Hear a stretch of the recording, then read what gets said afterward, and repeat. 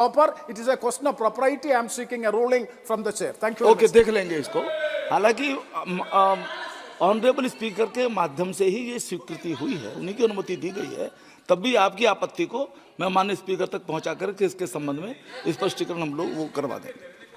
जी जी जी, वही मैंने कहा, देख करके प्रथाओं को, परंपराओं को, नियमों को देख करके ये निर्णय हुआ है प्रेमचंद्र जी, और इससे पहले भी होता रहा है जी।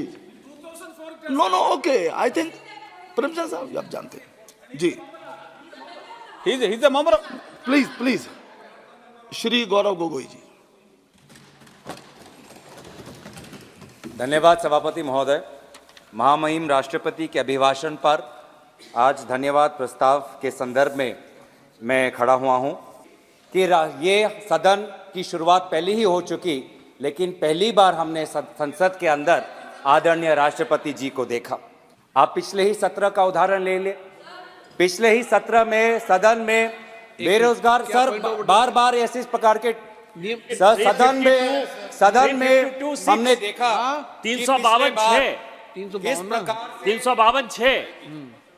राष्ट्रपति महोदया के बातों को उन्होंने तोड़ मरोड़ कर पेश किया। सर, राष्ट्रपति महोदया ने कहा कि उनका सौभाग्य है कि ये पहली बार सदन को, दोनों सदनों को संबोधित कर रही है।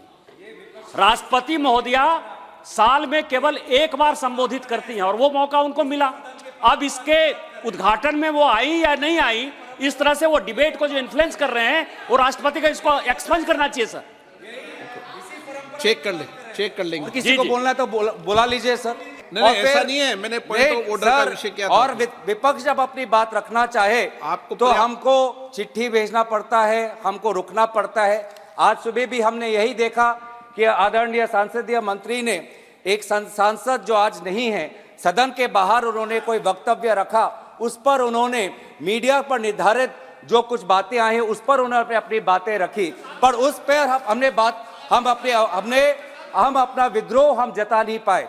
संसदीय मंत्री बार बार कहते हैं कि जो सदन के बाहर, आप भी कहते हैं जो सदन के बाहर कही जाती है, जो मीडिया के सूत्रों पर आधारित हमें बातें अंदर नहीं रखती। पिछले सत्र में भी जब सदन में कुछ युवा बेरोजगार के नारे लगाते हुए सदन के अंदर घुसे और हमने बात उठाई, हमने जानने की कोशिश की केंद्र गृह मंत्री से कि ये घुसपैठ कैसे हुआ, तो केंद्र मंत्री ने हमारे सवालों का जवाब नहीं दिया। बहुत ये आप पे भी आरोप लगा रहे हैं। ये संसद की व्यवस्था, लोकसभा की व्यवस्था, इस स्पीकर के कार्यालय का काम है। आप पे भी आरोप लगा रहे हैं सर, चेयर को भी नहीं छोड़ रहे हैं। सर, बहुत दुख की बात है कि जहां पे हमने केंद्र राष्ट्रपति भाषण के विषय पर, नीतियों पे, कार्यक्रम पे बोले सर, बहुत दुख की बात है सर। आप बहुत दुख की बात है सर, आप पहले यहाँ पे सदन पे नहीं थे जब पिछले वक्तव्य बोल रहे थे। आदरणीय राष्ट्रपति जी ने जितना लंबा भाषण दिया उससे दुगना लंबा इन दोनों ने दिया सर, उससे दुगना लंबा इन दोनों ने दिया। और किन किन विषयों पे दिया आप नहीं थे सर। मैं आशा करता आप सुनते उस समय। बार बार हम देख रहे हैं सर। एक मिनट, आप भी चुप रहो।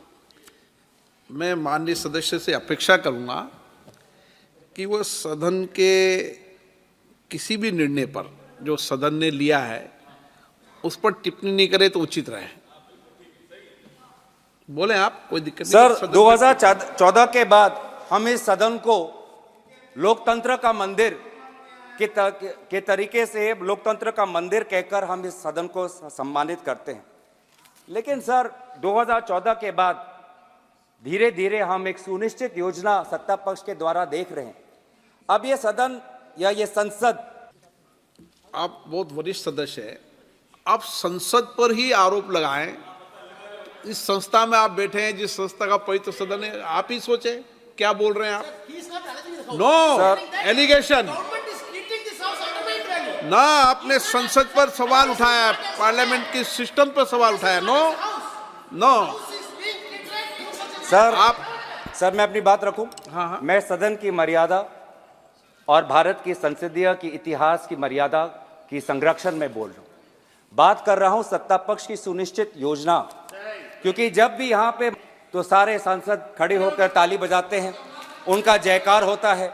जो जिस जिम्मेवारी से हम आते हैं, जिस जिम्मेवारी से हम आते हैं सर, वो जिम्मेवारी को हम भूल जाते हैं। कुछ क्षण बैठते हैं और फिर वो चले जाते हैं, विदाई देते हैं नहीं, और गलत। एक भी सवाल का उत्तर नहीं देते। सर, इससे पहले भी सदन में और इस संसद में बहुत से आप प्रधानमंत्री, राष्ट्रपति के अभिभाषण में बोले ना, माननीय आदरणीय अध्यक्ष महोदय, राष्ट्रपति के भाषण में बोले। इस संसद की बात कर रहे हैं। आज संसद में बोले, इस संसद में संसद टिप्पणी के करेंगे क्या? इतिहास की बात कर रहे हैं सर। इस संसद के इतिहास में बहुत से प्रधानमंत्री आए हैं। सभी प्रधानमंत्री ने अपने अपने कर्तव्यों का पालन करते हुए प्रश्नों का उत्तर दिया, लेकिन हमने शायद पहली बार हमने एक महाराज को देखा जिसने 5 साल में किसी भी विभाग का प्रश्न का उत्तर नहीं दिया। गलत सर, ये ख्वाहिश हो सकती है सर, ये उनकी व्यक्तिगत ख्वाहिश हो सकती है कि भारत की लोकतंत्र को राजतंत्र में परिवर्तित कर दे। ये उनकी व्यक्तिगत ख्वाहिश हो सकती है, लेकिन उनकी व्यक्तिगत ख्वाहिश में विपक्ष अटकलें डालेगा। आज हम सदन में हम देखें सर, रिकॉर्ड पे देखें, आज इसी सदन में हमने देखा कि पिछले सत्र में जब विपक्षी सांसदों को निलंबित किया गया था तो 14 बिल 3 दिन में पारित हुए। अभी तो शुरुआत हुई है, धैर्य रखिए। 2 घंटे से हम आपकी बातें सुन रहे हैं, अब आप भी दो सुनने का धैर्य रखिए। 2 घंटे से हम सब बैठे हुए हैं, अब हमारी बारी है और सुनने का धैर्य रखिए। 2 घंटे से हम सुन रहे हैं, अब माननीय सदस्य प्लीज बोलना की शक्ति है। माननीय सदस्य प्लीज, आप नीतियों पर, कार्यक्रम पर कितनी भी तीखी आलोचना करो, लेकिन सदन के निर्णय पर मैंने पहले भी कहा था, आप सब वरिष्ठ लोग बैठे हैं, सदन के निर्णयों पर उंगली नहीं उठाएं। ना सदन के निर्णय पर उंगली नहीं उठा सकते आप, नो उठा सकते हैं। अभी तक सर आप बताइए। 78 सर, रूल 378 समय पूरा दीजिएगा सर। 378 समय पूरा दीजिएगा सर। कि स्पीकर के जो डिसीजन है, इस हाउस का जो डिसीजन है, सर इसके ऊपर कोई भी चर्चा नहीं हो सकती और कोई भी आरोप नहीं लग सकता। 378 यही कह रहा है सर, और 378 के हिसाब से सारा एक्सपेंस करिए सर। भाजपा के दूसरे वक्ता ने देश के भूतपूर्व प्रधानमंत्री पे आरोप लगाया और कुछ नहीं हुआ, कोई नहीं रोका गया। महिलाओं पर आपत्तिजनक बातें की गई, कोई रोका नहीं गया। तो सर, मैं बस तथ्य आपके सामने रख रहा हूं, कि इस 17वीं लोकसभा में राष्ट्रपति जी के अभिभाषण बोल रहे हैं, संसद में बोल रहे हैं। अध्यक्ष महोदय, मैं आप धन्यवाद। लोकसभा में ये जो सुनिश्चित योजना है और कि लोकतंत्र को खत्म करके भ्रम बहुत जरूरी है लोगों को भ्रमित करने में, और सर इसमें तो ये माहिर है। ये सरकार तो सर इवेंट मैनेजमेंट में डॉक्टरेट है, और लोग कहते हैं इवेंट मैनेजमेंट, मैं कहता हूं अटेंशन मैनेजमेंट। ये अटेंशन मैनेजमेंट में ये इन्होंने पीएचडी की है कि कैसे लोगों का ध्यान भटकाया जाए।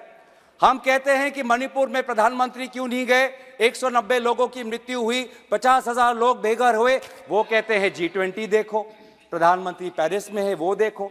हम कहते हैं कि नोटबंदी में 100 लोगों की मृत्यु हुई, कौन इसका जिम्मेवार है, वे कहते हैं कि इश्तिहार में पेटीएम का इश्तिहार आया है, उसमें मोदी जी का चेहरा है, आप वो देखो।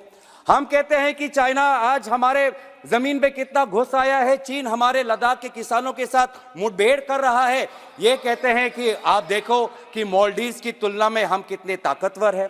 किसान कहता है कि हर वर्ष मेरा किसान भाई लगभग 10,000 किसान आत्महत्या कर रहा है। युवा कह रहा है कि हम बेरोजगार हैं, महिला कह रहे हैं कि हम महंगाई से मर रहे हैं।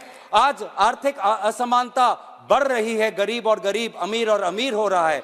आज हमारे देश के 10% लोग 50% धन संपत्ति के मालिक है, और ये कहते हैं कि फास्टेस्ट ग्रोइंग इकोनॉमी है, लार्जेस्ट ग्रोइंग इकोनॉमी है। तो ये जो भ्रम का इस्तेमाल करते हैं लोगों के समस्याओं पर पर्दा डालने का, लोक शक्ति को कमजोर करने के लिए ये भ्रम का इस्तेमाल करते हैं, लोगों को एक माया जाल में फंसाकर राजा को ताकतवर बनाने का आज ये काम ये करते हैं। सर, मैं आदर करते हुए, प्रधानमंत्री जी एक साधारण घर से आते हैं, उनका मैं आदर करता हूं, और वो बहुत ऊंचाई तक पहुंच गए हैं। लेकिन दुख की बात यह है सर कि आज उन्होंने अपना सिंहासन इतनी ऊंचाई पर बना दिया है कि जमीन पर लोगों की समस्या आज उनके कानों तक पहुंचती नहीं है। बेरोजगार युवाओं के जो आंसू है उनको दिखाई देती नहीं। वो इतनी ऊंचाई पर है सर कि आज जब युवा कहता है कि मैं शिक्षित हूं, लेकिन 25 वर्ष के आयु से कम जो ग्रेजुएट है उसमें से लगभग 42.3% ग्रेजुएट बेरोजगार है, ये उनके ऊंचाई तक का उनके कानों पर नहीं पहुंचती। नौकरी की तलाश में सर आज हमारा युवा आज अवैध रूप धारण करके आज अमेरिका जा रहा है सर। हमने कुछ ही दिन पहले देखा कि कैसे 303 लोगों ने प्लेन चार्टर करके निकारागुआ तक गए, क्योंकि वो चाहते थे कि वो अमेरिका में जाए, कि वो रोजगार के तलाश में, नौकरी के तलाश में। आज ये है, हमने ये कुछ दिन पहले डुंकी एक पिक्चर आई, डुंकी सिर्फ पिक्चर नहीं है सर, डुंकी आज सच्चाई है। पिछले 5 वर्ष में सरकार ने खुद कबूल किया है कि अमेरिका में अवैध रूप से भारतीय नागरिकों का जाना पिछले 5 वर्ष में बढ़ चुका है। लगभग 2022-23 में लगभग 90,000 भारतीय लोगों ने अवैध तरीके से अमेरिका में घुसने की कोशिश की, कभी कनाडा के बॉर्डर पे, कभी मेक्सिको के बॉर्डर पे। वो कितने मजबूर होते हैं सर कि अपने परिवार को छोड़कर, अपने घर को छोड़कर वो कभी रोजगार के तलाश में कभी यूएई जाते हैं, कभी कनाडा जाते हैं, कभी अमेरिका जाते हैं। आज ये है आर्थिक स्थिति। आज इतनी ऊंची सिंहासन पर बैठे हैं, आज ये उनको दिखती नहीं है सर। कितनी गरीब की, बहुत दुख की बात है कि मानव तस्करी आज कितनी बड़ी समस्या हो गई है। आदिवासी गांवों में, उत्तर पूर्वांचल के गांवों में आज गरीब परिवारों का फायदा उठाकर मानव तस्करी करने वाले लोग जाते हैं और कहते हैं कि आप बेटी हमारे बेटी का हमें दायित्व दो, अपने घर के महिलाओं का दायित्व हमें दो। और मानव तस्करी के ये लोग आज उन बेटी पे शोषण करते हैं, आज उन महिलाओं पे शोषण करते हैं। Human trafficking has become a major problem. और ये ह्यूमन ट्रैफिकिंग क्यों है? क्योंकि लोग आज गरीब हैं, लोग आज बेसहाय हैं, और ये है वास्तविक स्थिति। आज सर हमारे सेना का जवान पूछ रहा है कि 4 साल बाद मेरा क्या होगा? अग्निवीर की योजना किसने बनाई? मैं कहां जाऊंगा? अग्निवीर की योजना तो सेना के अंदर से ये नीति नहीं आई। कौन है वो बाहर का विशेषज्ञ जिसने अग्निवीर की योजना बनाई? मेडिकल का छात्र आज ये बार बार ये कहते हैं कि हमने बाहर से, हमने छात्राओं को हमने बचाया, लेकिन बाहर जाने की अवसर क्यों पड़ी? मेडिकल कॉलेज की ये बात करते हैं, लेकिन क्या आपको पता है सर कि आज अगर देश के अंदर एक मेडिकल के छात्रों को अगर पढ़ना है तो करोड़ों रुपए उसको फीस देना पड़ता है। करोड़ रुपए नहीं है उसके पास, इसलिए वो आज फिलीपींस जाता है, कजाकिस्तान जाता है, यूक्रेन जाता है, रशिया जाता है, चीन जाता है, क्योंकि वहां पर वही जो करोड़ों रुपए यहाँ पे जो देने पड़ते हैं मेडिकल कॉलेज में, वो वहां पे लाखों रुपए देकर वो अपना MBBS डिग्री लेके आता है। यह है वास्तविक स्थिति। महिलाएं आज पूछती है कि जब भी भारत की बेटी अन्याय के खिलाफ लड़ती है तो वो क्यों अकेली लड़ती है? क्यों बिल्किस बानो अकेली लड़ती है? क्यों बिल्किस बानो के संदर्भ में एक विशेष राज्य सरकार उनके बलात्कारियों का पक्ष लेती है? महिला खिलाड़ी पूछती है कि मैं लड़ सकती हूं, मैं लड़की हूं, लेकिन मेरे साथ तो कोई रहे, क्यों मैं अकेली पड़ गई हूं? कहां है वो व्यक्ति जो आज जब मैं पदक जीतती हूं तो मेरा स्वागत करते हैं, लेकिन आज मैं दिल्ली के सड़कों में मैं धरना दे रही हूं, पर आज मैं अकेली हूं? क्यों आज बेटी अन्याय के खिलाफ अकेली है? किसान पूछ रहा है कि आज हर किसान पर लगभग 70,000 का कर्ज उन पे है। MSP को उनका कानूनी सुरक्षा नहीं मिली। प्याज का किसान आज देख रहा है कि उसको जो उचित मूल्य मिल रहा है चाहिए वो नहीं मिल रहा।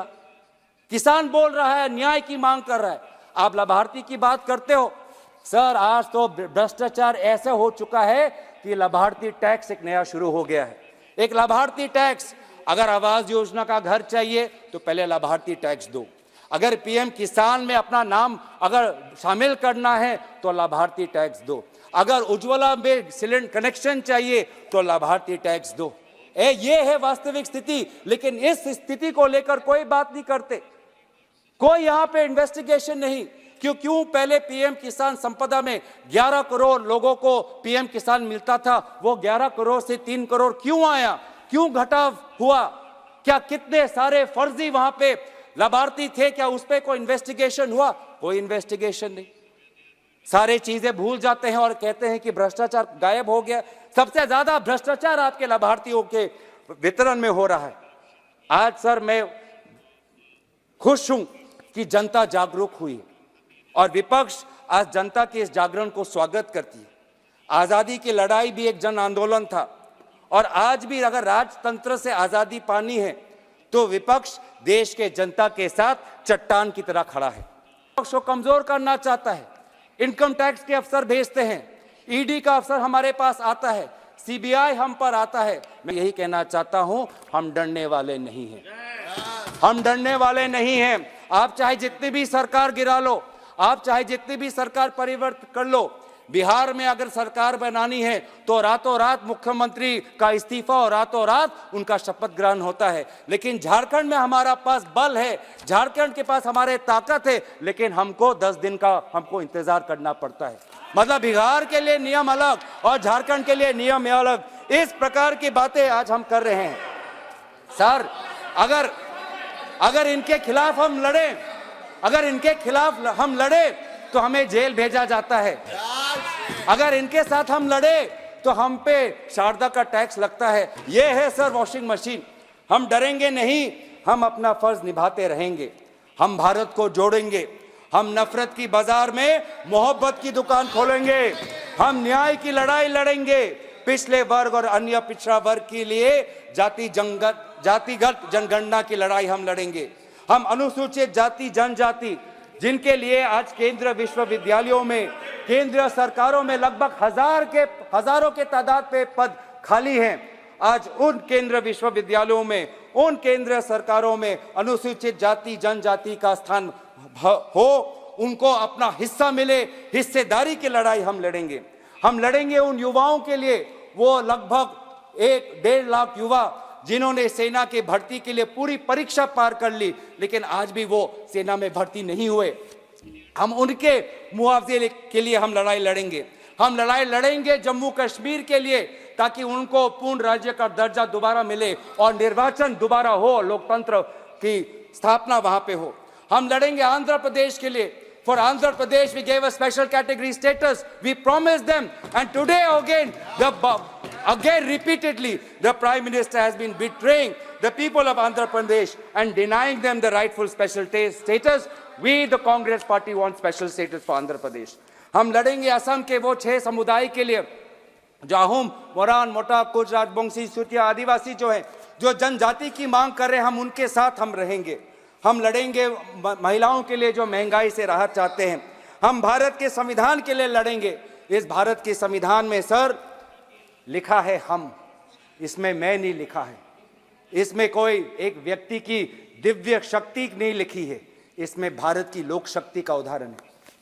इसमें लिखा है कि हम भारत के लोग भारत को एक संपूर्ण प्रभुत्व संपन्न समाजवादी पंथ निरपेक्ष लोकतंत्रात्मक गणराज्य बनाने के लिए तथा उसके समस्त नागरिकों को न्याय, स्वतंत्रता, समता और बंधुता में बढ़ाने के लिए हम प्रयत्न करेंगे। ये है इस संविधान के प्रति, क्योंकि देश सर किसी व्यक्ति के दिव्य शक्ति से नहीं, देश संविधान से बनता है, देश आम नागरिकों से बनता है, देशवासियों से देश बनता है। तो सर हम लड़ेंगे इस भारत के संविधान के लिए, हम लड़ेंगे वसुधैव कुटुंबकम की संस्कृति के लिए, हम लड़ेंगे गंगा जमुना के तहजीब के लिए। सर बहुत दुख होता है सर, आज आपके पहले भी सरकारें थी, आपके बाद भी सरकारें आएंगी, लेकिन सर शायद हमने पहली बार ऐसा देखा है कि भारतीय होने का गर्व सत्ता पक्ष सिर्फ सत्ता के मापदंड से देखती है। कितनी अफसोस की बात, आप देख लीजिए सर, मैं रिकॉर्ड पे डाल दूंगा, कितने अफसोस की बात है, अफसोस की बात है। लेकिन मैं संयुक्त राष्ट्र में, लेकिन सर संयुक्त राष्ट्र में देश के विदेश मंत्री ने क्या कहा, मैं वो पढ़ना चाहूंगा। उन्होंने कहा, मैं आप इस सदन में प्रधानमंत्री सदन के नेता होते हैं, हम कोई भी टिप्पणी कोई भी बात कहें तो बिना प्रमाणित तथ्यों के सदन की गरिमा आप उनको बनाना चाहिए। सर आपका सम्मान करते हुए, और आप मुझे भी जानते हैं कि मैं कोई भी बातें बिना तथ्य के बिना सबूत के नहीं रखता, ये आपके प्रति मेरा आदर है। मैं आपके ही विदेश मंत्री का बातें जो उन्होंने संयुक्त राष्ट्र में कहा था, वहां पे मैं कहना चाहूंगा, पाकिस्तान को संबोधित करते हुए कहा कि 70 वर्ष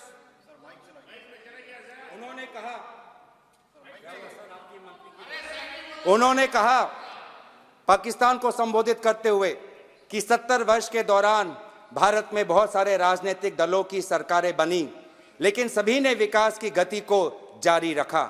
हमने विश्व प्रसिद्ध इंडियन इंस्टीट्यूट ऑफ टेक्नोलॉजी बनाई, इंडियन इंस्टीट्यूट ऑफ मैनेजमेंट बनाए और all India institute of medical science जैसे बड़े अस्पताल बनाए। लेकिन आपने क्या बनाया? हमने स्कॉलर्स पैदा किए, इंजीनियर्स पैदा किए, डॉक्टर्स पैदा किए। आपने क्या पैदा किया? ये जो 70 वर्ष का जो विवरण किया है, ये आदरणीय सुषमा स्वराज जी ने विदेश मंत्री के पद पर रहते हुए भारत की गरिमा को उन्होंने सुरक्षित रखा। और कितनी अफसोस की बात है कि आप 2014 से पहले भारत के प्रति आपका कोई गर्व नहीं महसूस करते। सर, हम भारत के होने का हम गर्व महसूस करते हैं। 2014 के पहले भी, आज भी जब हमारे पास सत्ता नहीं, आज भी हम भारतीय होने का हम गर्व महसूस करते हैं और हमेशा हम करते रहेंगे।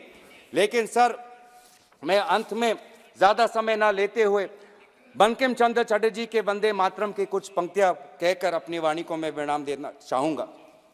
त्वम ही दुर्गा दश प्रहरण धारिणी, कमला कमल दल विहारिणी, वाणी विद्यादायिनी, नमामि त्वाम नमामि, कमलाम अमलाम अतुलाम, सुजलाम सुफलाम मातरम, वंदे मातरम। भारत कब विकसित होगा? ये कोई अंतर्राष्ट्रीय संस्था या कोई विशेष व्यक्ति नहीं।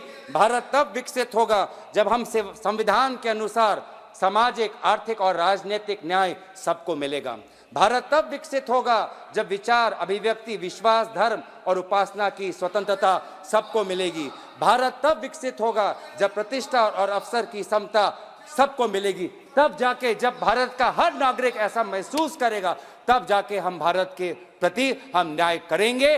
और अंत में हम यही कहना चाहेंगे कि हम अपने लड़ाई, भारत की लड़ाई, भारत जोड़ने की लड़ाई, भारत के नागरिकों के आम न्याय की लड़ाई हम लड़ते रहेंगे, हम डरेंगे नहीं। इन्हीं शब्दों के साथ मैं महामहिम राष्ट्रपति के अभिभाषण पर धन्यवाद प्रस्ताव में अपनी बातों को समाप्त करता हूं। धन्यवाद। जय हिंद। वंदे मातरम। TR बालू जी।